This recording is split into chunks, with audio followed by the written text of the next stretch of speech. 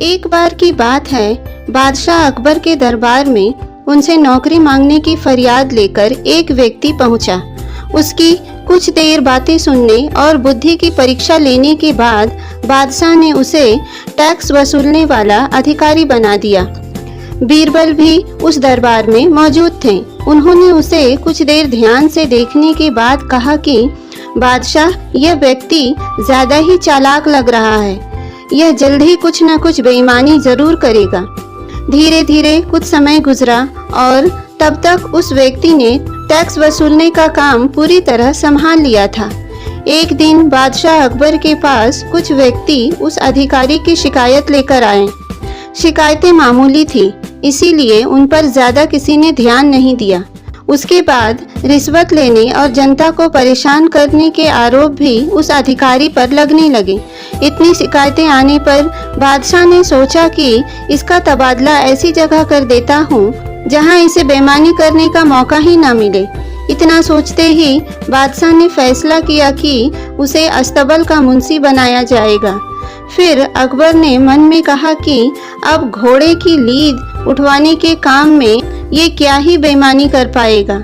वहां मुंशी के पद पर पहुंचते ही उस व्यक्ति ने फिर रिश्वत लेना शुरू कर दिया।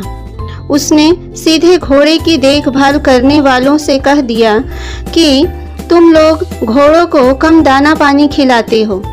इसका पता बादशाह को चला है, इसीलिए मुझे लीद को तौलने के लिए भेजा है। अब अगर लीद का वजन कम हुआ तो सबकी शिकायत बादशाह से कर दूंगा। इस तरह से उस मुंशी से परेशान होकर हर घोड़े के हिसाब से उसे 1 रुपये लोगों ने देना शुरू कर दिया। यह बात भी कुछ समय बाद अकबर तक पहुंच गई। उन्होंने मुंशी को सीधे यमुना की लहरें गिनने का कार्य सौंप दिया। फिर बादशाह के मन में हुआ कि अब यहाँ तो यह कोई बेईमानी कर ही नहीं पाएगा। कुछ ही दिनों में जैसे ही वो व्यक्ति यमुना किनारे पहुंचा तो वहां भी उसने अपना दिमाग दौड़ा लिया। वो नाव से सवारी करने वालों को रोक रोक कर कहता कि मैं लहरें गिन रहा हूँ, ऐसे में तुम लोग यहाँ से नहीं निकल सकते हो। इसी जगह पर 2-3 दिन तक रुकना होगा। रोज रोज ऐसी बातें सुनकर नाव चलाने वालों ने अपने कार्य को जारी रखने के लिए उसे 10-10 रुपये की रिश्वत देना शुरू कर दी। अब यमुना किनारे भी वो व्यक्ति खूब बेईमानी कर रहा था। 1-2 महीने में यह बात भी बादशाह तक पहुंच गई।